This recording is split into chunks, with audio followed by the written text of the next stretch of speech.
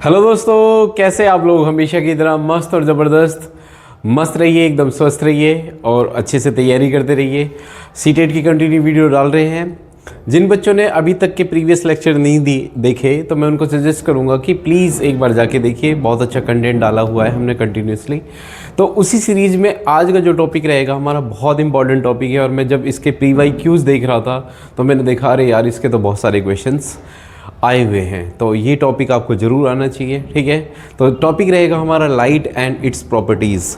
आज के टॉपिक में हम लाइट के बारे में बात करेंगे, उसकी प्रॉपर्टीज़ के बारे में बात करेंगे। एक और चीज़ है रिफ्रैक्टिव इंडेक्स, है ना।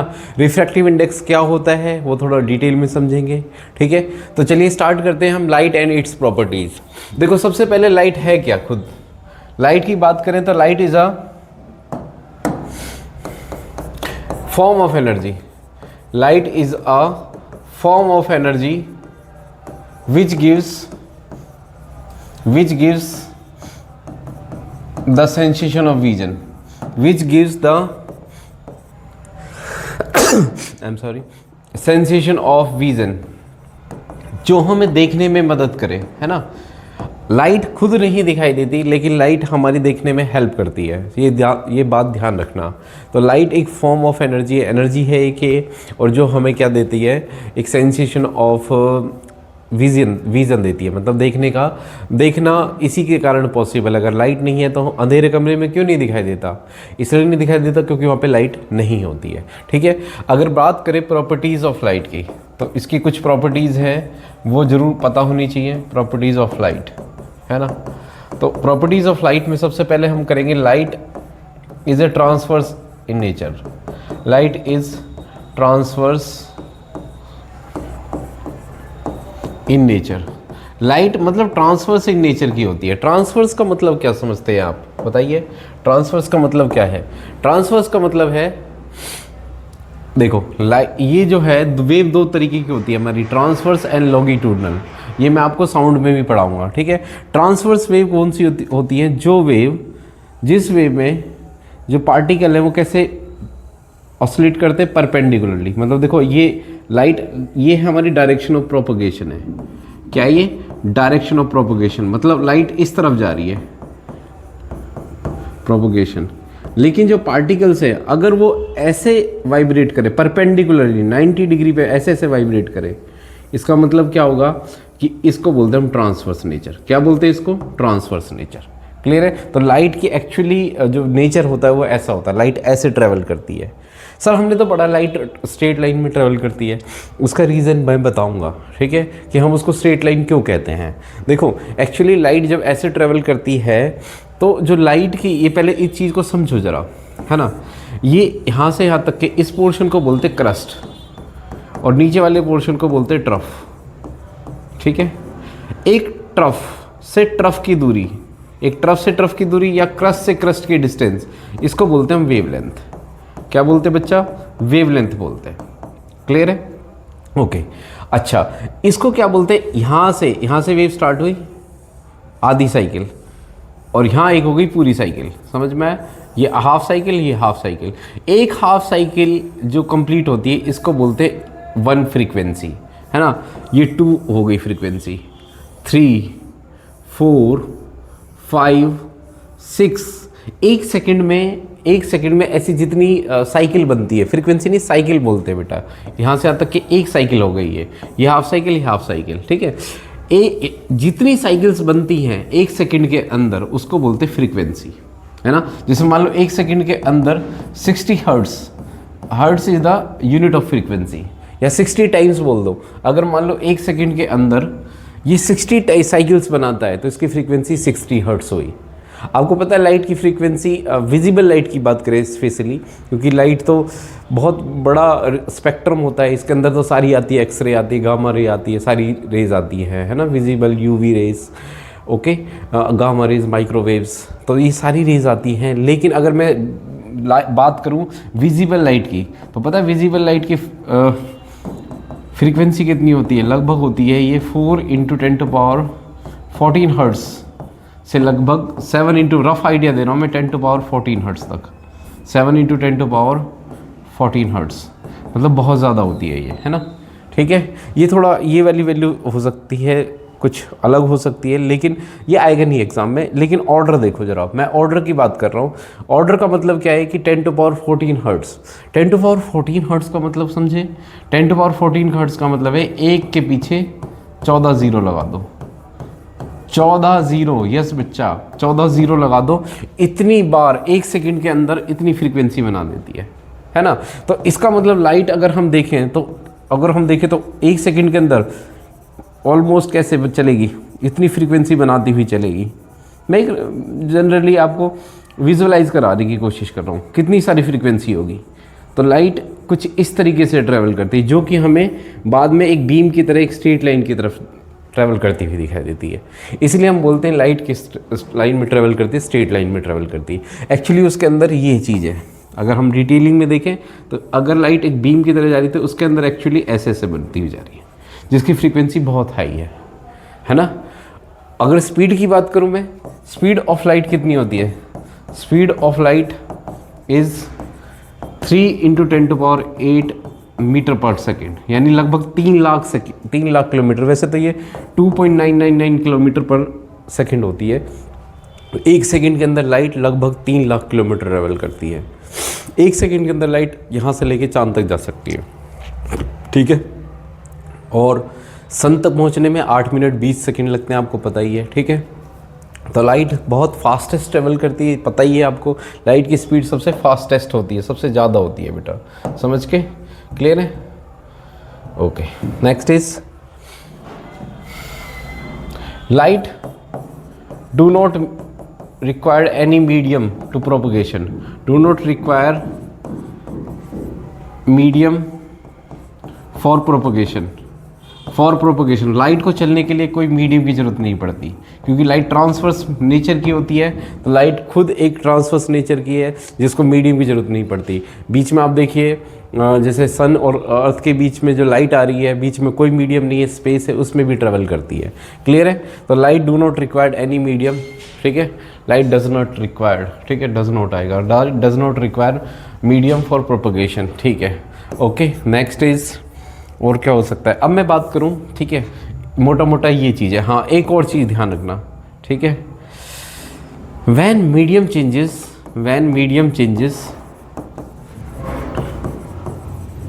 क्या चेंज होगा?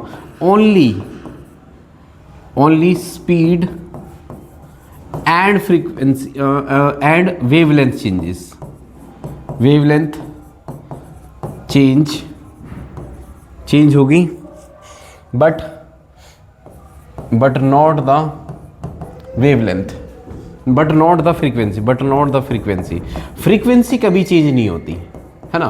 फ्रीक्वेंसी कभी नहीं चेंज होगी। अगर जैसे मान लो ये एक लाइट है, लाइट आ रही है यहाँ से स्ट्रेट लाइन में, है ना, और यहाँ पे पानी भरा हुआ है, ठीक है।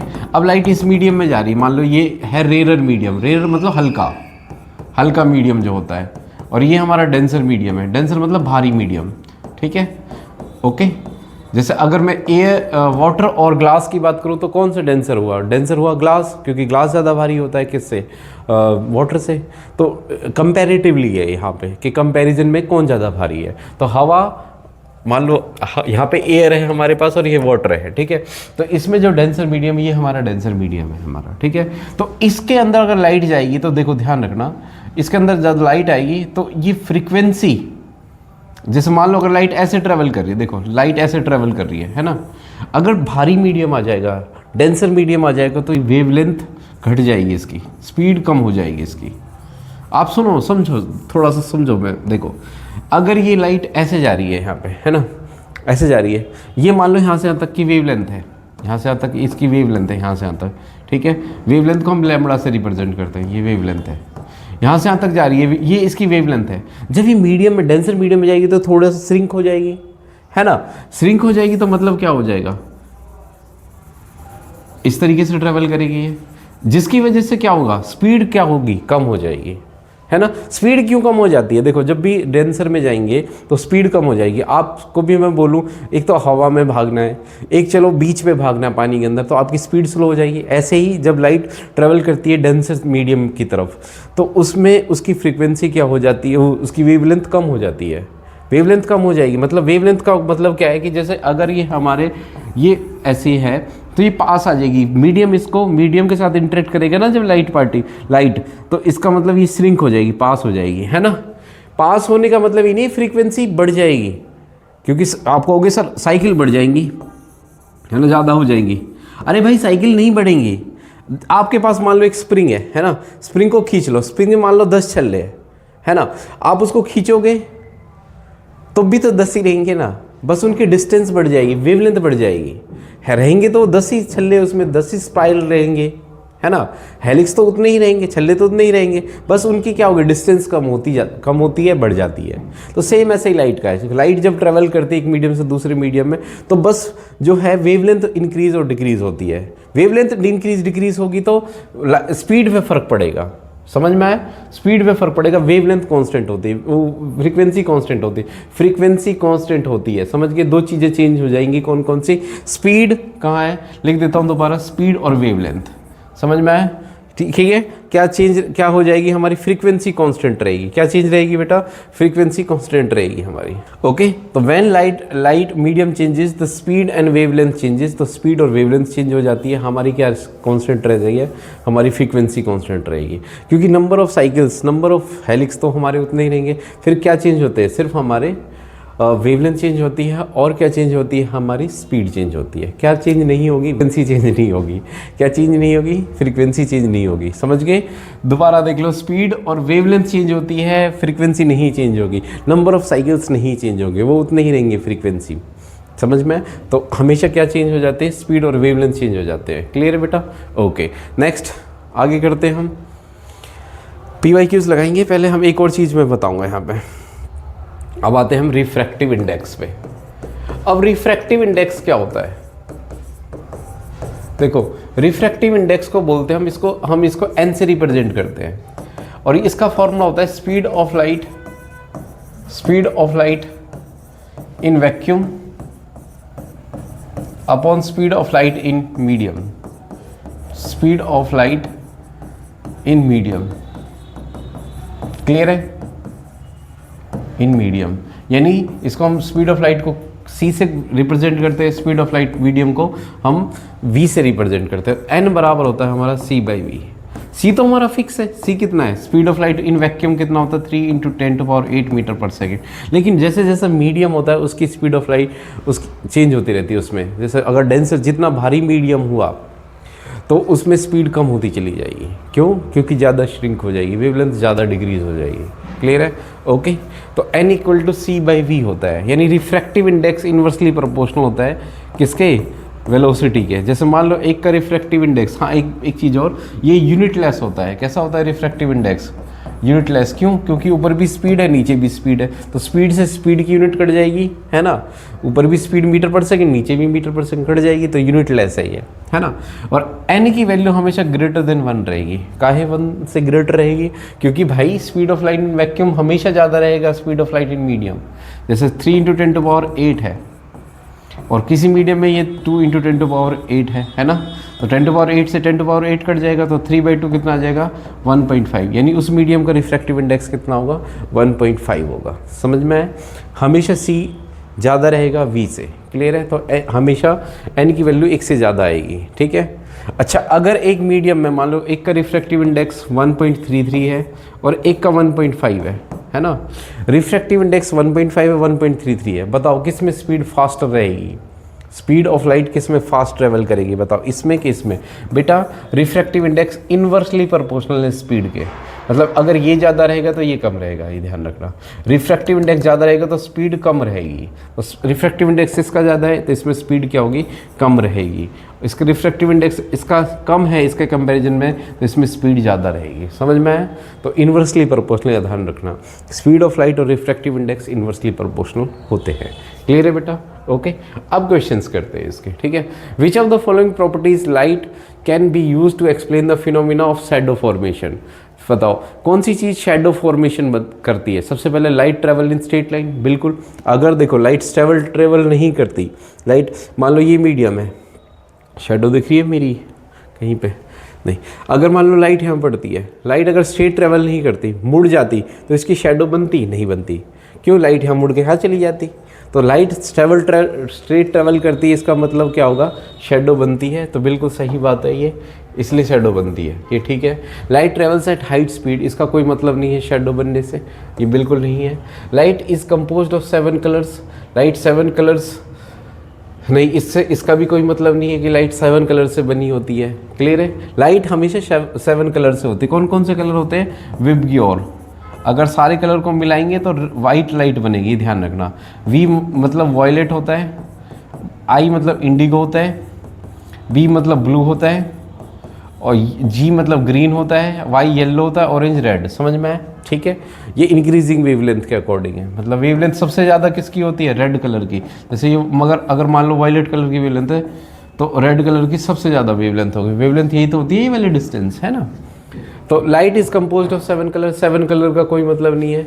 Light does not pass through the opaque medium. Opaque medium कौन से होते हैं, देखो 3 तरीके के मीडियम होते हैं। कौन कौन से, ट्रांसपेरेंट, जिनसे लाइट पास हो सकती है जैसे ग्लास, एक होते हैं हमारे ट्रांसलूसेंट,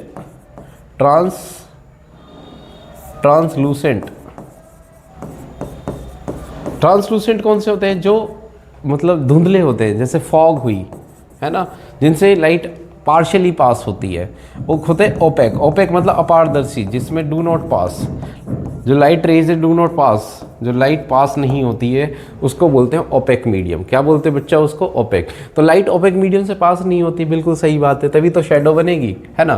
तो कौन सा ऑप्शन हो गया, ए और डी। ए और डी कहाँ है हमारे, ए और D, yes right, 4th is the right option. आए समझ में, नेक्स्ट करते हैं। The density of medium is more than medium B, less than medium C, in which medium does not sound travel fastest. अच्छा, sound का आ गया है, ठीक है। नेक्स्ट, हाँ नेक्स्ट करते हैं। When a ray of light enters medium A, किसी मीडियम ए में लाइट एंटर कर रही है to medium B, its speed decreases. तो इसकी स्पीड क्या होगी, डिक्रीज होगी, यानी रिफ्रैक्टिव इंडेक्स बी का ज़्यादा होगा ए के कंपैरिजन में, है ना। जिसमें स्पीड कम उसका मतलब रिफ्रैक्टिव इंडेक्स ज़्यादा।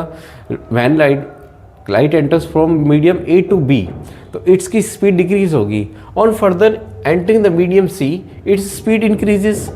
बट इसका मतलब क्या होगा कि जो है एन ए, उसका रिफ्रैक्टिव इंडेक्स किससे, एन बी, ठीक है। बट उसकी स्पीड क्या होगी, रिफ्रैक्टिव इंडेक्स सी की रिफ्रैक्टिव इंडेक्स बी, अगर बी और सी का रिलेशन देखो, बी और एक और सी का नहीं पता हमें, ठीक है, बी और सी का। अब देखो वो कह रहा है कि जब बी से सी में जा रही है हमारे पास, तो लाइट की स्पीड इंक्रीज हो जाती है। इसका मतलब क्या होगा कि बी का भी रिफ्रैक्टिव इंडेक्स किससे ज़्यादा है हमारे पास, बी का ज़्यादा है किससे, सी से। कह रहा है ना, देखो it's when light further entering medium C, its speed increases। अगर स्पीड इंक्रीज हो रही है, इसका मतलब जो रिफ्रैक्टिव इंडेक्स है कम होगा, स्पीड बढ़ेगी, रिफ्रैक्टिव इंडेक्स की वैल्यू कम होगी। इनवर्स रिलेशन है, ठीक है। Okay, which of the following conclusion can be drawn from this side, refractive index of A B C can not be compared in above formation. अच्छा चलो, compare नहीं कर रहे हम, ए और बी का और सी का तो कर सकते हैं इंडिपेंडेंटली। अभी और देखते हैं, ठीक है। कंक्लूजन जो बिल्कुल परफेक्ट है, जो हमें पता है, उसके बारे में ज़्यादा बात करेंगे। Refractive index of A is more than B and C. A का रिफ्रैक्टिव इंडेक्स नहीं, बी से तो ज़्यादा नहीं है, बिल्कुल गलत है। Refractive index of A is less than B, refractive index A का बी से कम है, बिल्कुल सही बात है। बट इक्वल टू सी नहीं, कोई पता नहीं हमें, ए और सी का कोई रिलेशन ही नहीं है हमारे पास। Refractive index of A and C are less than B, ये बिल्कुल सही बात है, क्योंकि देखो सी में भी स्पीड ज़्यादा है, ए में भी स्पीड ज़्यादा है, बट बी में कम हो रही है। इसका मतलब बी का रिफ्रैक्टिव इंडेक्स सबसे ज़्यादा है। तो ये बिल्कुल सही आंसर है। हमारे पास जिस आंसर की श्योरिटी है कि हाँ यही होगा, तो वो बिल्कुल ठीक है। नेक्स्ट, वही हमें लेना है। नेक्स्ट, अच्छा ठीक है, इसको देखते हैं। हाँ ओके, अब कह रहा है चार A light enters two media X and Y having different optical density। Optical density क्या होती है, वही मैं बता रहा हूँ। देखो ऑप्टिकल डेंसिटी जो रेयर और ऑप्टिकल डेंसिटी का मतलब क्या होता है, अगर ऑप्टिकल डेंसिटी ज़्यादा है, ऑप्टिकल डेंसिटी का मतलब है उस मीडियम में पार्टिकल्स की संख्या कितनी है।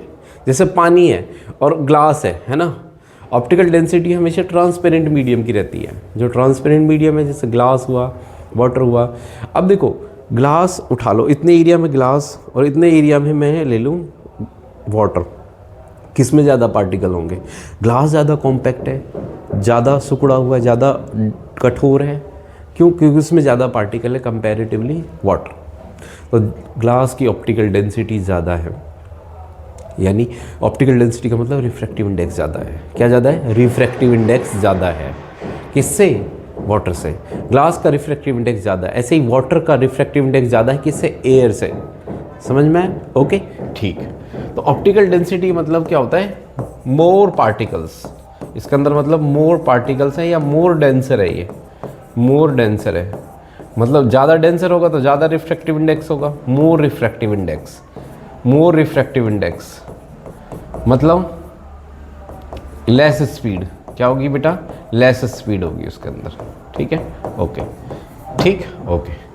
तो a ray of light enters two medium x and y having different optical density. Refer to the table A B, identify A B C D. x medium है, इसके अंदर स्पीड इंक्रीज हो रही है।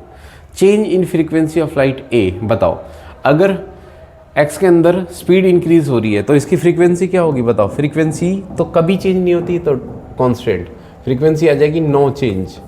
ऑप्शन में नो चेंज है ना, सब में कांस्टेंट तो है नहीं, तो नो चेंज आ जाएगा। Change in wavelength of light, अच्छा A B C D, change in wavelength of light in B, अच्छा एक्स में। अब इसमें वेवलेंथ पे क्या फ़र्क पड़ेगा बताओ? अगर स्पीड इंक्रीज होगी तो वेवलेंथ बढ़ जाएगी, इंक्रीजेस। क्या हो जाएगी? इंक्रीजेस हो जाएगी, बढ़ जाएगी। अच्छा इसमें देखो वाई, वाई में क्या हो रहा है? वाई में यहाँ नहीं पता मुझे, यहाँ भी नहीं पता क्या है, बट एक कह रहा है वेवलेंथ डिक्रीज हो रही है। तो ऑफकोर्स वेवलेंथ डिक्रीज हो रही है, इसका मतलब स्पीड कम होगी। वेवलेंथ ज़्यादा होगी तो स्पीड क्या होगी? स्पीड हमेशा देखो n, मैंने बताया था ना, वेवलेंथ ज़्यादा होगी। वेवलेंथ ज़्यादा होगी तो ऑफकोर्स क्या होगी? स्पीड कम होगी। मैं एक रिलेशन बता देता हूँ आपको। फ्रीक्वेंसी होती है, फ्रीक्वेंसी का फॉर्मूला होता है स्पीड अपॉन में वेवलेंथ, ये रिलेशन होता है। ठीक है, क्लियर है बेटा? तो इस चीज़ को ध्यान रखना। ओके, तो अब कह रहा है कि स्पीड अपॉन वेवलेंथ होती है हमारे पास। ठीक है, ओके। तो वेवलेंथ ज़्यादा होगी तो हमारी वेवलेंथ और स्पीड का डायरेक्ट रिलेशन है, यानी फ्रीक्वेंसी इक्वल टू होती है हमारे पास wavelength multiply equal to speed, ये फॉर्मूला होता है। ठीक है, वेवलेंथ कम होगी तो स्पीड भी कम होगी। ठीक है, तो वेवलेंथ डिक्रीज हो रही तो स्पीड क्या होगी? डिक्रीज होगी। क्या होगी? डिक्रीज। सी का मतलब सी में डिक्रीज आ गया। अच्छा फ्रीक्वेंसी में तो नो चेंज होगा, डी नो चेंज है, ए नो चेंज है। ठीक है, बस दो ऑप्शन आ रहे हैं हमारे, ये तो आएगा नहीं। ठीक है, फ्रीक्वेंसी तो नो चेंज है। अच्छा बी में देखो, बी में इंक्रीज है, बी में डिक्रीज है यहाँ पे, ये गलत है, तो बिल्कुल ये सही आंसर होगा। समझ में आए? तो फ्रीक्वेंसी जो है हमारी, फ्रीक्वेंसी कभी क्यों चेंज नहीं होती, वेवलेंथ और हमेशा स्पीड चेंज होती है। ठीक है, ओके ठीक। नेक्स्ट, अब तुम कहोगे एक बात और ध्यान रखना, क्यों नहीं चेंज होती फ्रीक्वेंसी? देखो फ्रीक्वेंसी इसलिए नहीं चेंज होती क्योंकि स्पीड, देखो हम कहोगे सर स्पीड भी चेंज हो रही है, वेवलेंथ भी चेंज हो रही है। भाई स्पीड, अगर स्पीड डिक्रीज हो रही है तो वेवलेंथ भी तो डिक्रीज हो रही है उसी रेशियो में। मान लो ये पहले 8 थी, है ना, और ये कितनी थी हमारी? 4। क्लियर है बेटा? ये 8 थी, उसके बाद जब स्पीड डिक्रीज हो रही है वेवलेंथ भी डिक्रीज हो रही है। मान लो ये 4 हो गई और ये 2 हो गई। देखो अभी भी आंसर कितना आ रहा है? 2 आ रहा है, और अभी भी आंसर कितना आएगा? 2 आएगा। इसलिए फ्रीक्वेंसी हमारी कांस्टेंट होती है, क्योंकि उसी रेशियो में दोनों डिक्रीज होते हैं। ये भी डिक्रीज होगी तो ये भी डिक्रीज होगी, तो बट आंसर हमेशा क्या आएगा? फिक्स आएगा। इसलिए फ्रीक्वेंसी हमारी कांस्टेंट होती है। मुझे भी बहुत दिनों तक कन्फ्यूजन रहती थी कि अरे यार वो चेंज तो हो रहे हैं तो फ्रीक्वेंसी ऑटोमेटिकली चेंज होनी चाहिए। भाई उसी रेशियो में घटेंगे ना वो लोग। ठीक है, नेक्स्ट आगे हमारे पास है, नहीं आगे नहीं है। ठीक है, तो ये हमारे क्वेश्चंस थे P Y Q. I think आपको कंसेप्ट समझ में आ गया होगा लाइट के रिगार्डिंग, कि लाइट में कैसे रिफ्रैक्टिव इंडेक्स काम करता है, कैसे ऑप्टिकल डेंसिटी काम करती है। ठीक है, तो ये लेक्चर था बेटा, आई होप आपको समझ में आ गया होगा। मिलते हैं जल्दी नेक्स्ट वीडियो में। ठीक है, चैनल को लाइक सब्सक्राइब शेयर करना ना भूलें। Thank you so much.